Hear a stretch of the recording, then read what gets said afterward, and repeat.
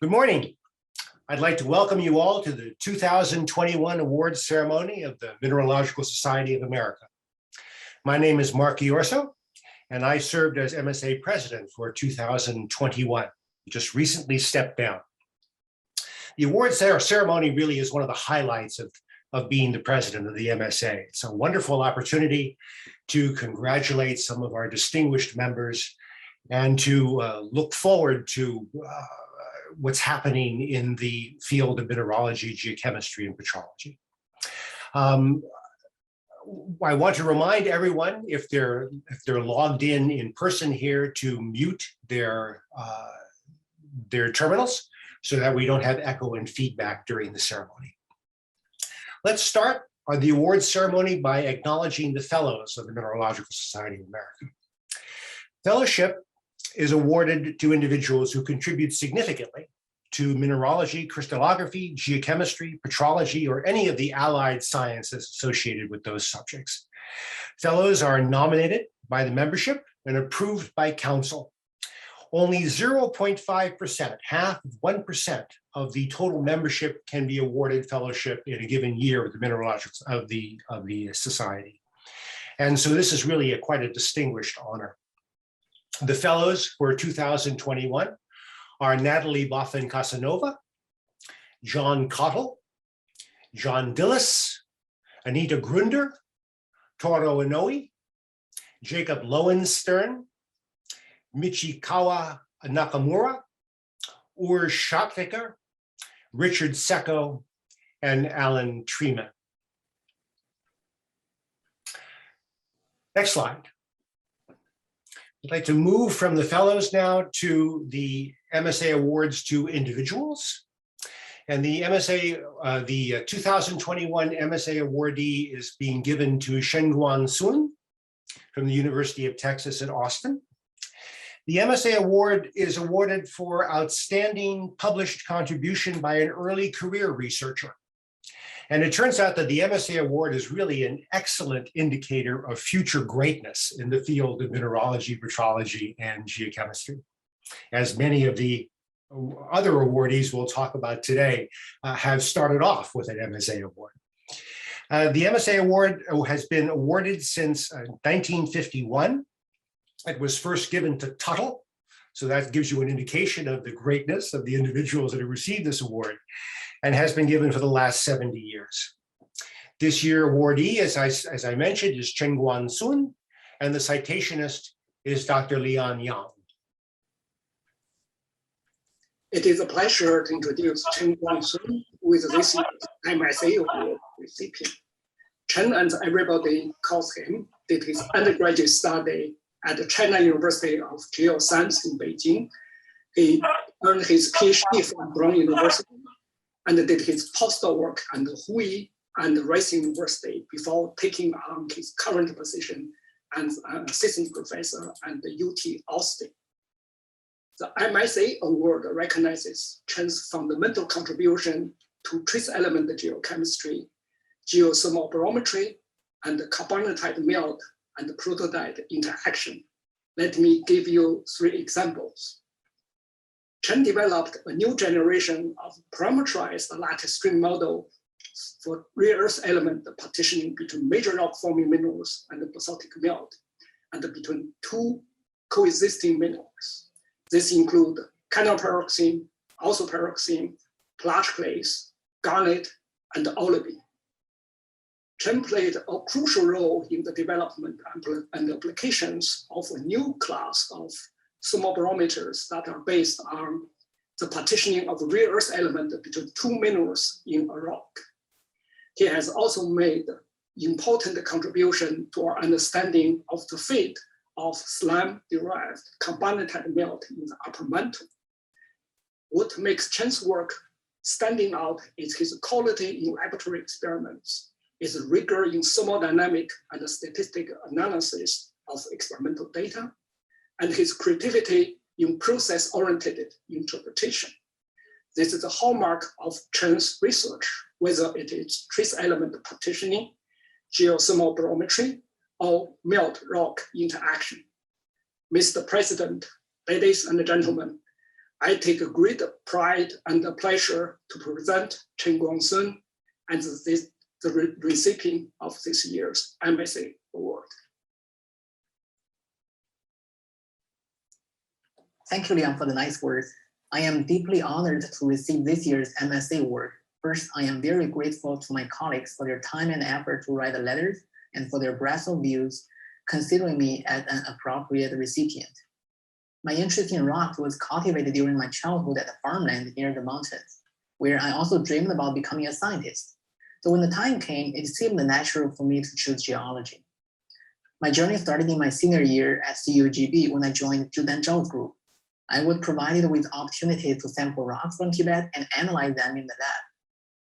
This was an illuminating experience which assured me that telling rock stories is exactly what I wanted to do. I would certainly not be here if I had not done my PhD at Brown with Liang. I am deeply indebted to Liang for his mentoring and tremendous support. It was Liang who introduced me to experimental petrology and geochemical modeling. Also at Brown, I was fortunate to meet Bruce Rossman during his visit, who later served on my thesis committee and provided much guidance. I am very grateful for Bruce's encouragement and support over the years. During my postdoc at Hui, I learned a lot about natural rocks and proposal writing from Henry Dick, Nobu Shimizu, and Vera LaRue. Later at Rice, my research was further broadened by working with Rajdeep Dasgupta and Senti Lee. Raj offered me a great opportunity to bend my research skills and interests. Senti has been very generous to discuss ideas and host fun trips for bird watching. Most recently, I studied in UT Austin as an assistant professor and have been receiving much needed help from my colleagues here to build my own research program. I cannot describe in words how appreciative I am for the guidance and generous support that I received along the way from my mentors, colleagues, friends, and especially my family. The love and support from my wife, Li Jing, and our two wonderful kids always inspire me to regain my feet for the bumpy ride. Thank you all. Thank you, Chen. That was it was inspiring and a beautiful statement. The next award that we are distributing or giving out today is the 2021 Distinguished Public Service Medal Award, which goes this year to Denton Ebel. The Distinguished Public Service Medal is given to individuals or organizations who have made important contributions to furthering the vitality of the earth sciences. The award, the medal, has been given since 1990 and is now awarded biennially. The citationist for Denton Ebel is Michael Weisberg, who will present him. It is an honor to give the citation for Denton Ebel, recipient of the Mineralogical Society of America Distinguished Public Service Medal. Denton has made numerous contributions to the scientific community, enhancing public awareness and education in the geosciences, and in training the next generation of geoscientists.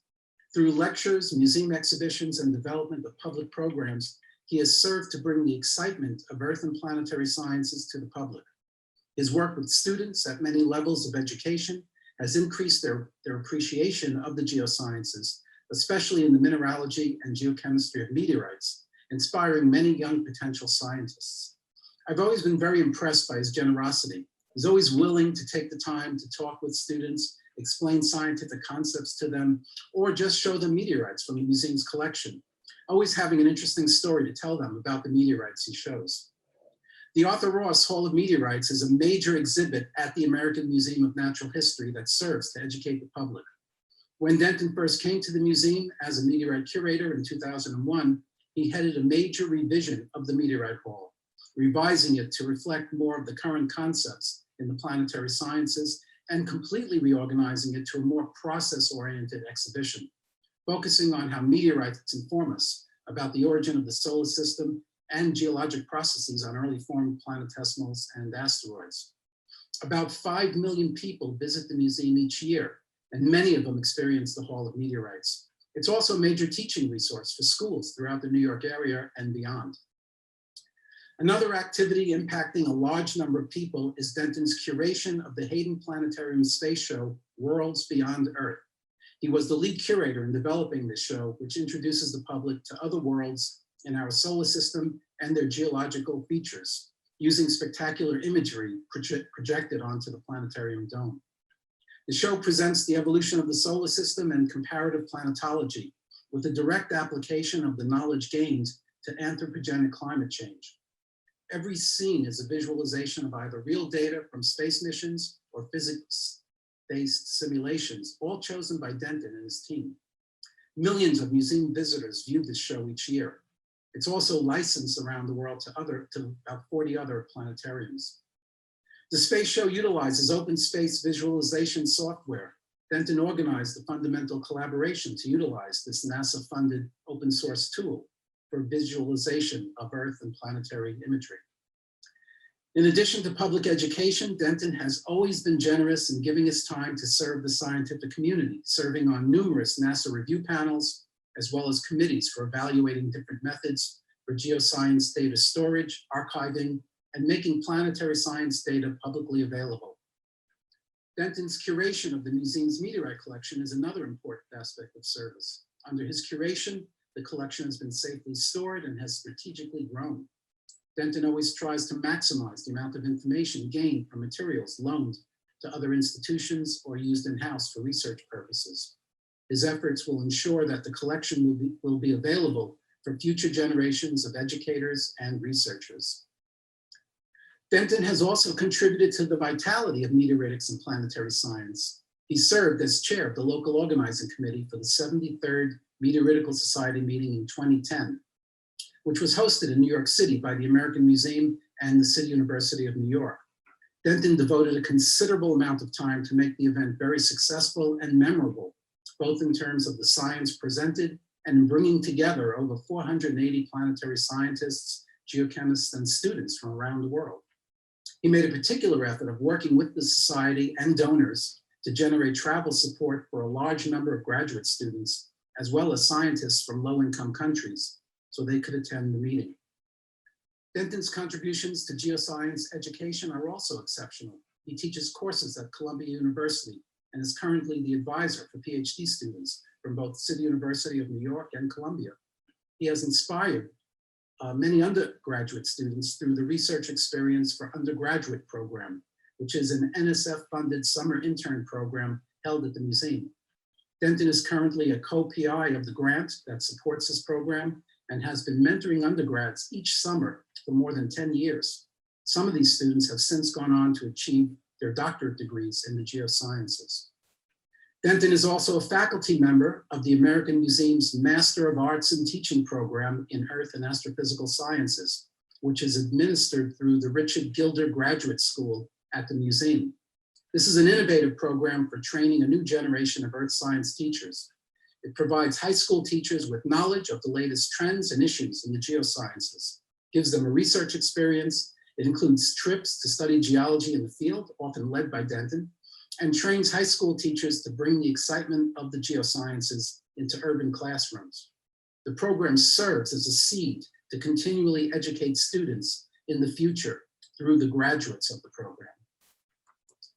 In summary, Denton has given a great deal of effort to education and professional service and does so with great integrity and generosity. He is always eager to talk to students and generate interest and enthusiasm in young potential scientists. He has an impressive record of public service to the geoscience community and to geoscience education.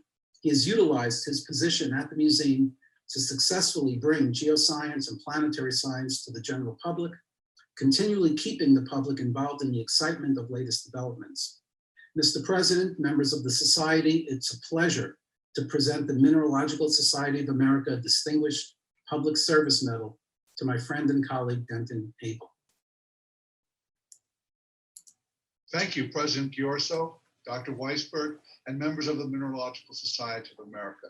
I'm humbled to join the array of distinguished recipients of the Distinguished Public Service Medal, and I thank my colleagues who nominated me. I do indeed ask myself, how did I get here? I was lucky enough to benefit from the influence of my father, Robert Henry Ebel, who had the distinction as a student of having Clifford Frondel step on his head in the Sterling Hill mine. He was a collector. He taught me about minerals, schists, and gneisses and granites, while emphasizing the importance of the core disciplines of mathematics, physics, and chemistry. I benefited from a succession of excellent mentors in speaking, writing, mineralogy, petrology, thermodynamics, including some present today. Serving in a major museum of natural history has provided me with extraordinary opportunities to educate the public through public programs, exhibitions like our Ross Hall of Meteorites, and curation of a Hayden Planetarium space show. The museum has been the right place at a great time to play supporting and now leading roles in educating future scientists through our NSF-funded research experience for undergraduate program, and to teach future earth science teachers through the museum's Masters of Arts in Teaching program, particularly our research practicum. For both opportunities, I have to thank many colleagues, in particular, my late colleague, curator Jim Webster. I look forward to continuing scientific investigation of minerals and thermodynamics, education of the next generation of scientists and teachers of science, and now more than ever, the intelligent use of natural resources, these following the words on the obverse side of this wonderful medal. Thank you all. Thank you, Denton, for that very excellent acceptance speech. The next award is the Dana Medal, which this year goes to Sergey Krivovichev. The Dana Medal is awarded for sustained outstanding contributions by an individual in the midst of their career. It's named after James Dwight Dana and Edward Salisbury Dana, two famous mineralogists, and it's been awarded since 2001. This year, as I said, it's going to Sergey, and the citationist for Sergey is the 2013 Roebling medalist, Frank Hawthorne. It gives me great pleasure to introduce Sergey Krivovichev as the 2021 Dana medalist. Sergey received his PhD in 1997 and his Doctor of Science in 2001, both from the St. Petersburg State University. He has been chair of the Department of Crystallography from 2005 to 2021. And in 2017, he became president of the Kola Science Center of the Russian Academy of Sciences in Apatiti. Sergey has a major interest in actinide compounds, particularly uranium, and he and his group have done an immense amount of work, synthesis and structural work in this area, greatly improving our knowledge of uranyl structures and crystal chemistry. Much of the work has focused on the possible application of these complex structures to industrial and environmental processes, particularly those involving encapsulation of radiogenic isotopes. Sergey's theoretical work may be divided into three areas: complexity, anion-centered structures, and structural hierarchies. First, complexity. The idea of complicated crystal structures has been around for 100 years, but Sergey was the first to quantify this idea using the mathematics of complexity. He has shown how the complexity of a mineral is related to its Shannon entropy, and single-handedly has developed this work into a leading area of research in structural mineralogy. Being able to assign quantitative complexities to minerals allows analysis of paragenetic sequences of minerals in terms of evolving complexity and hierarchical organization of minerals in evolving geochemical systems. Next, anion-centered structures.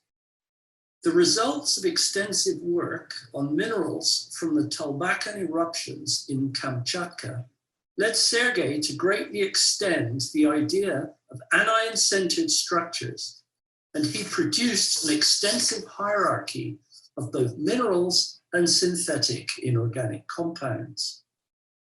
He related the occurrence of these anion-centered complexes in minerals the gas transport in volcanic vapors, providing a direct link between crystal structure, paragenesis, and details of metal transport in the fluid gas phase. Lastly, structure hierarchy and graph theory.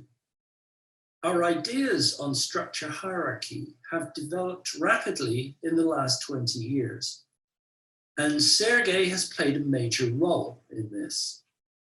He has combined ideas on graph theoretical representation of crystal structure with ideas on structure hierarchy. And these topics have been a major focus not only of many papers, but also of 3 of his books. This approach allows a much more quantitative comparison of mineral structures than was hitherto possible, a comparison at the level of bonds topology. This allows a better understanding of minerals at the scale of atoms and chemical bonds, and allows individual results to be placed into a comprehensive framework that indicates the relation between bond topology, paragenesis, and earth processes.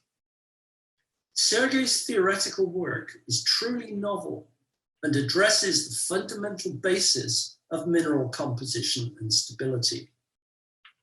Sergey Krivovichev is more than deserving of the Dana Medal of the Mineralogical Society of America. Thank you.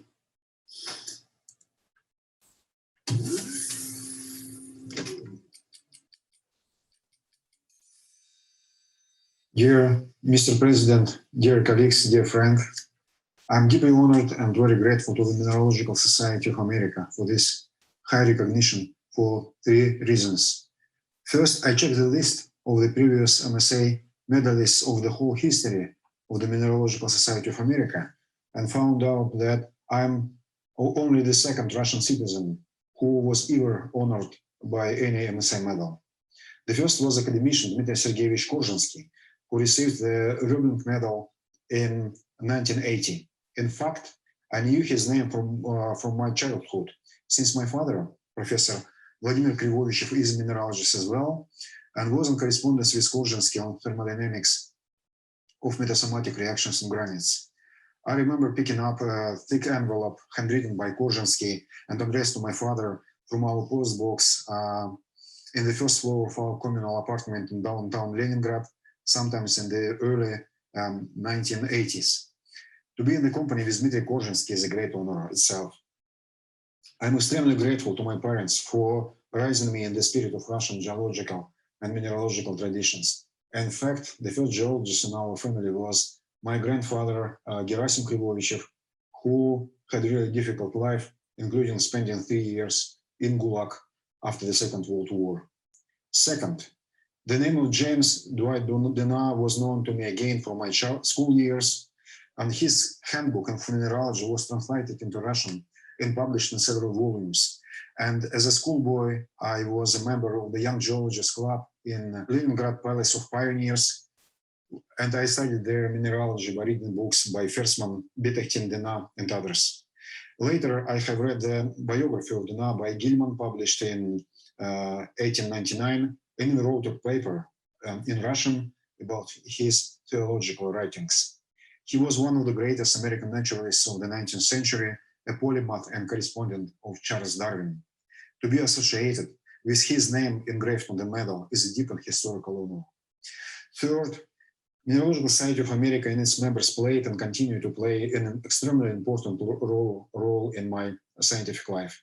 My dear teacher and PhD advisor, Professor Stanislav Filatov, specialized in high-temperature crystal chemistry, and the names of Hazen and Finger, Shannon and Pruitt, as well as white books of reviews on mineralogy, were famous and loudly acclaimed in our lecture classes. My NSF NATO sponsored fellowship in the University of Notre Dame in 1999-2000 was a great step in my scientific career. Peter Burns was extremely generous in allowing me to pursue my own research directions, simultaneously introducing me into the magic world of uranium mineralogy and crystal chemistry. Peter also acquainted me with his PhD advisor, famous Frank Hawthorne, who is my citationist today. It's a great privilege for me to collaborate with such great and honorific members of MSA as Peter Burns, Frank Hawthorne, Robert Hazen, Edward Grew, Thomas Armbruster. I also wish to thank Giovanni Ferraris, Dmitry Pushcharovsky, and the late Friedrich Liebau and the late Vadim Urusov for their support at different stages of my scientific career. Finally, I would like to say some words as a current president of Russian Mineralogical Society. We scientists understand each other much better than politicians. In the times of political coldness, I think it's our task to keep both the high level of science and the high level of human relationships, remembering that we share the same planet and the same universe. Thank you again, Mr. President, for this high honor. Thank you, Sergey. I'm delighted that you can join Korzinski as an awardee of the Mineralogical Society of America. The final awardee today is the 2021 Roebling Medalist. The Roebling Medal is the highest honor bestowed by the Mineralogical Society of America. It's awarded for scientific eminence and an outstanding research career. The award is named after Colonel Washington A. Roebling, engineer. He built a few bridges, a mineral collector, and a benefactor of the society. The Roebling Medal has been awarded since 1937 to a virtual who's who of eminent scientists in the fields of mineralogy, petrology, and geochemistry. This year's distinguished recipient is George Rossman, and introducing George is the 2017 Roebling medalist, Ed Stolper.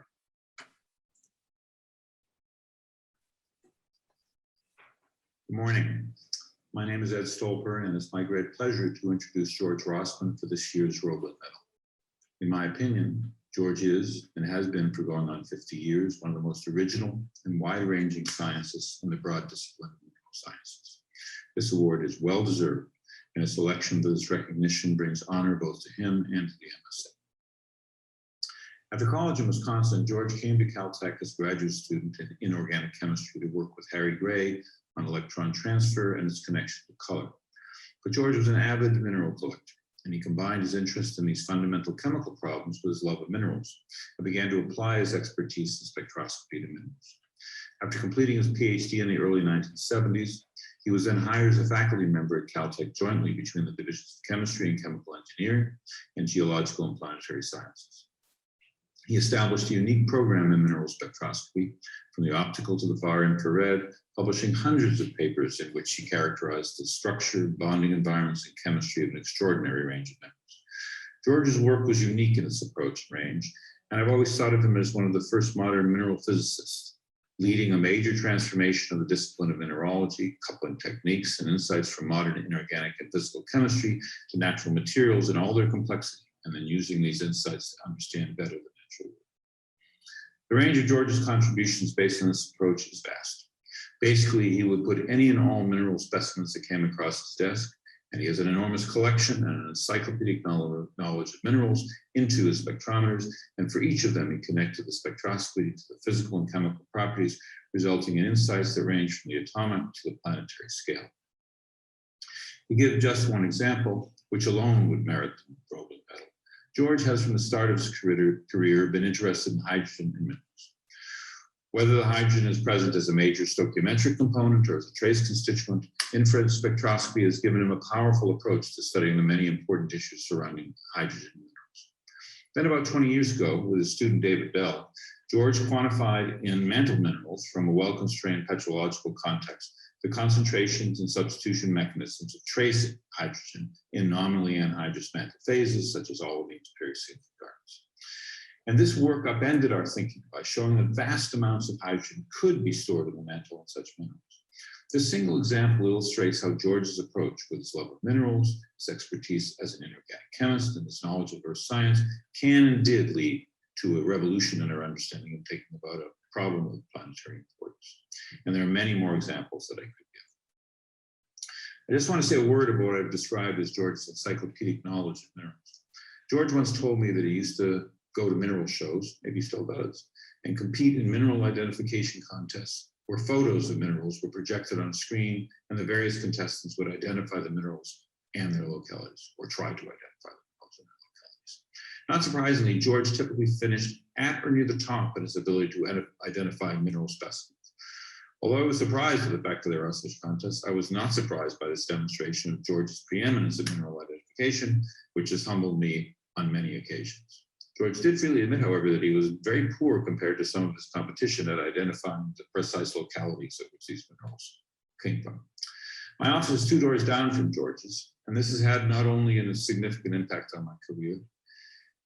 It was he who urged and taught me to use infrared spectroscopy to measure the concentrations and speciation of water and carbon dioxide in glasses back in the early 1980s.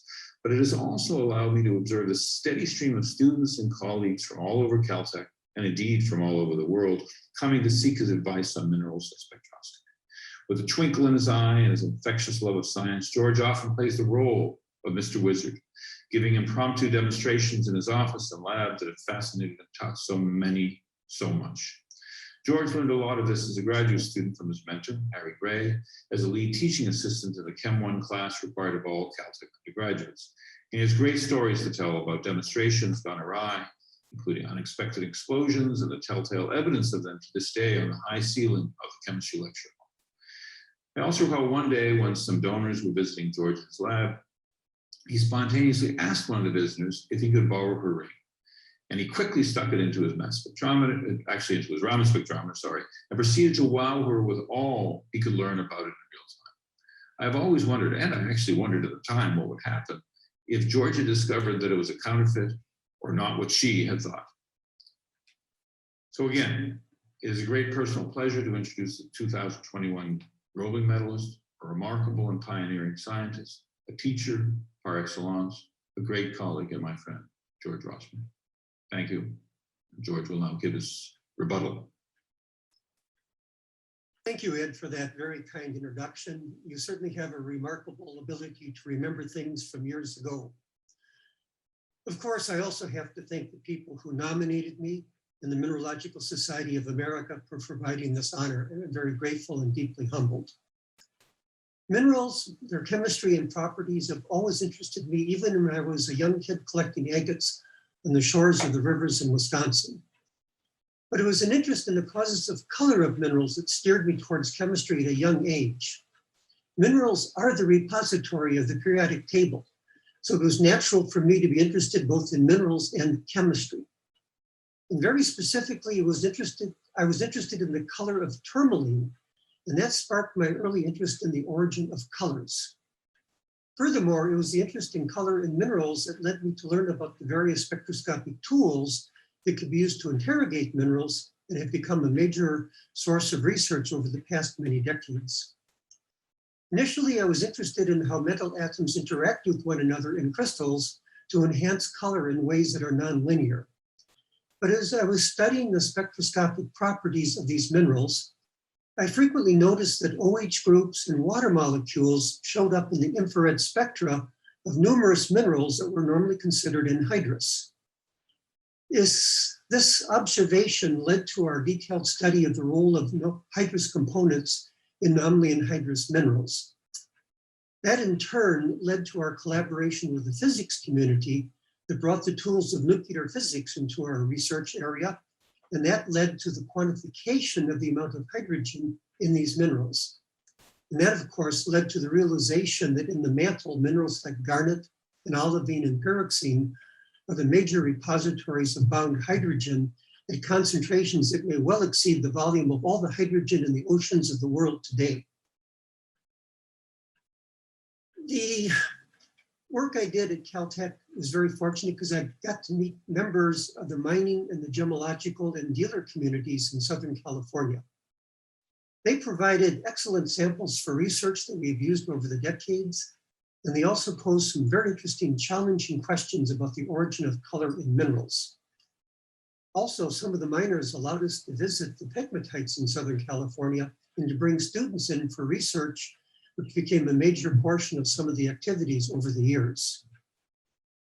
It also became clear to me that minerals are intimately tied to other fields of science, such as chemistry, physics, material science, electronics, archaeology, and things like that. And this gave rise to numerous collaborations that broadened the scope of our work and research and the type of knowledge that we're able to deal with. All of these experiences were possible due to the numerous students and postdocs and collaborators around the world, as well as my various colleagues at Caltech and elsewhere. And I was really fortunate that Caltech was willing to hire someone to teach mineralogy in the geology department who never in his life had a formal academic course in either mineralogy or geology. This goes to show that all of our accomplishments are based on the accomplishments of many others around us. In many ways, my success has rested on the shoulders of my students and my other collaborators. I have all of you to thank for working with me and hope that some of my enthusiasm and excitement about minerals has rubbed off on you, and you can go forth and do great things yourself in the future. So again, to MSA, thank you very much for this award. I'm deeply honored. Thank you, George, for that fascinating and inspiring acceptance speech. I want to take this opportunity to congratulate all of the 2021 awardees. And I want to thank everyone for attending this award ceremony. And I really do hope to see you all in person at some time in the future at a future MSA Award luncheon or a future MSA meeting. Thank you very much.